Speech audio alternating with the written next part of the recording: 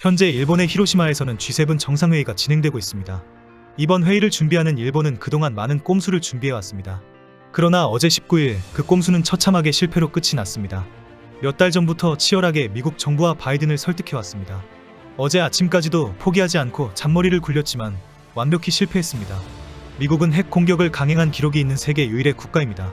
그리고 그 대상은 침략 전쟁으로 수많은 범죄를 저질러온 일본이었습니다. 히로시마는 1945년 8월 6일 미국의 원자폭탄이 투하된 곳으로 당시 수십만 명의 일본인이 사망했습니다. 현재 히로시마에는 원폭 관련 자료실과 박물관, 기념관들이 상당히 많이 있습니다.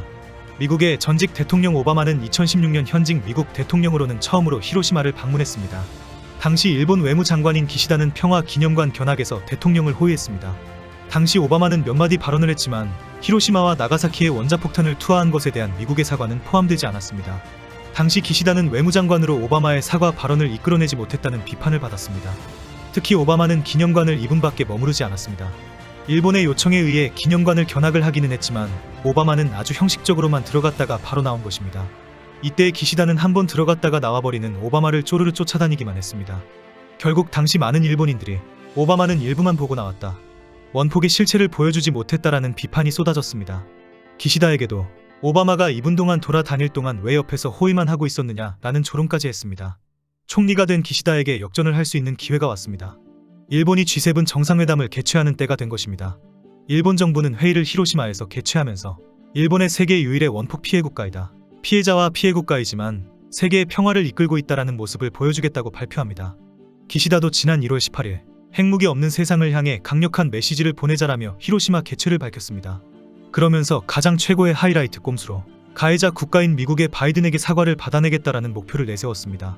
원폭 투하를 한 미국이 가해자로서 사과를 해야 일본이 완벽한 피해자 국가가 된다라는 꼼수입니다. 자신들의 전쟁 범죄를 가리고 억울하게 희생당했다라는 피해자 코스프레로 역사를 거꾸로 쓰겠다는 것입니다. 일본 언론에서는 G7 회담에서 기시다의 정치력이 시험대에 오를 전망이다, 과연 바이든이 핵무기 없는 세상에 단합된 메시지를 발표할 것인가, 원폭 피해자에게 사과를 할 것인가 주목한다라고 대대적으로 보도했습니다. 그런데 일본의 이런 말도 안 되는 주장과 꼼수를 미국 정부와 미국인들이 다 알고 있다는 것입니다. 일본의 피해자 코스프레에 대한 반감도 많고 아직도 일본은 군사적으로 적군이다라는 비판을 하기도 합니다. 여전히 잘못을 인정하지 않고 미국이 사과해야 한다라고 주장하기 때문입니다. 그래서 미국에서는 일본 히로시마에서의 G7 회의 개최를 반대하는 여론도 있습니다. 일본이 회담을 히로시마에서 개최하는 꼼수가 너무 의도가 불손하다는 것입니다. 미국 대통령을 불러들여서 원폭 투하에 대한 사과 발언을 이끌어내려고 한다라고 비판합니다. 특히 여론조사에는 여전히 일본의 원자 폭탄 투하가 전쟁을 끝내기 위해 필요하다라고 지지가 훨씬 높습니다. 히로시마에 가는 것도 반대하는 여론이 많습니다. 히로시마에 가는 것만으로도 사과와 동의어라고 비판할 정도입니다. 일본의 꼼수가 너무 뻔하기 때문에 히로시마에도 가면 안 된다는 비판이 많습니다. 미국 언론도 일본의 이런 꼼수에 대해 대대적으로 보도하면서 과연 바이든이 사과를 할 것인가 라는 기사가 쏟아졌습니다. 최근 설리번 미국 국가안보 보좌관은 바이든 대통령이 원폭 투하에 대해 사과할 생각이 전혀 없다라고 전했습니다. 설리번은 바이든이 나는 내 의사를 밝히지 않을 것이다, 고향이 히로시마인 기시다를 존중하는 것뿐이다라고 말했다고 밝히기도 했습니다. 설리번은 미국은 꽃을 바치기는 하겠지만 그것도 G7 회원국으로 활동하는 것뿐이다라고 강조했습니다. 미국과 일본은 히로시마 원폭 기념관을 방문하는 일정과 관련해서 많은 다툼이 있었습니다. 일본은 가능하면 오랜 시간 바이든을 기념관에 머물게 하려고 했습니다. 반성하는 눈빛이었다, 피해자의 참혹한 모습에 눈물을 보였다라는 식으로 기사거리를 최대한 많이 만들려고 했습니다. 일본은 미국에게 기념비 헌화와 기념관 방문 일정과 행사와 코스를 길게 설명했습니다. 몇 시간에 걸친 행사 프로그램에는 곳곳마다 원폭 피해자의 모습을 바이든에게 보여주는 것이었습니다. 미국 언론에 공개된 것에는 일본이 불에 탄 사람들, 파괴된 마을 등의 생생한 모습을 바이든에게 보여주려고 한다, 원자 폭탄에 가공할 만한 파괴 능력을 바이든에게 가르치려고 했다라는 내용까지 있었습니다. 그러나 미국은 일본의 이런 제안을 거의 대부분 반대했고 강력한 거부감을 드러냈습니다. 미국은 바이든은 재선 도전을 앞두고 있다, 그리고 러시아와 우크라이나 전쟁을 감안해도 원폭에 사과하는 모습을 보여줄 수 없다라고 강조했습니다. 그러나 일본은 어제 아침까지도 미국을 설득한 것으로 알려졌습니다. 원폭 희생자들을 위로하는 문장이라도 넣어달라, 최소 1시간 이상의 안내는 반드시 필요하다, 원폭 피해의 실태를 전하는 것은 빠질 수 없는 코스이다, 기시다 총리가 가장 중요하게 생각하는 사진이다. 그러나 결국 바이든은 다른 정상들과 함께 기념관을 둘러보는데 24분 만에 다시 돌아 나왔습니다. 더 들어가서 끈질기게 설명하려고 하는 일본의 작전이 완전히 실패로 돌아갔습니다. 그리고 결국 바이든은 단 한마디의 발언도 하지 않았습니다. 현재까지도 바이든이 무엇을 보고 무엇을 느꼈는지 한 줄의 기사도 나오지 않고 있습니다.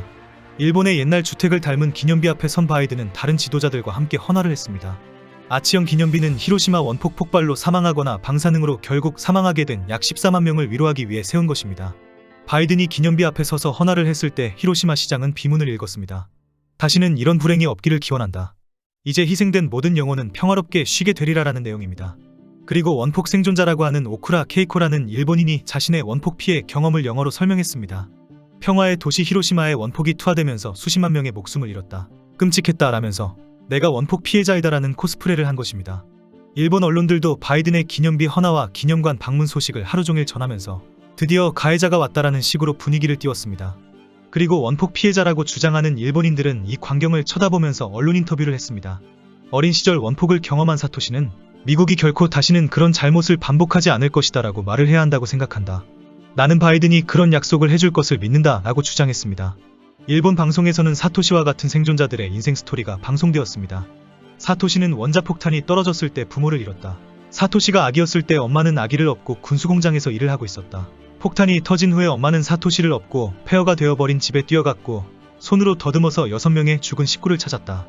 아주 드라마틱한 내용으로 원폭 희생자들의 눈물 흘리는 스토리를 연일 방송했습니다. 철저하게 일본이 원폭 피해자라는 사실을 일본인들에게 세뇌시키는 작전입니다. 드디어 그 꼼수의 작전이 성공해야 하는 어제 19일에 결국 완벽하게 실패했습니다. 바이든이 일본이 그렇게 원하는 사과를 하지 않은 것입니다.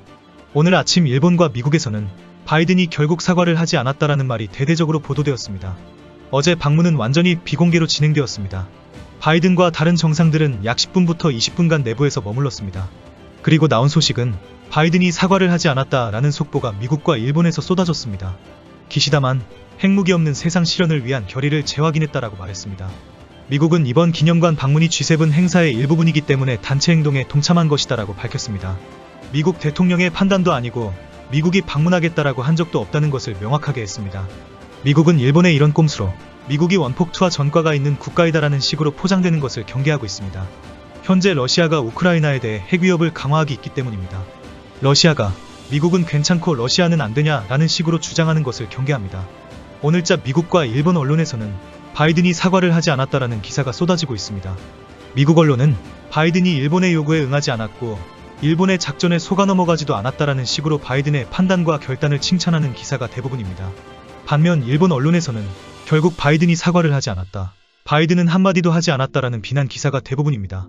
역사를 거꾸로 써보겠다고 잔머리만 굴리는 일본입니다. 일본의 천재지변에 천벌이 내릴 수밖에 없는 이유는 차고 넘칩니다.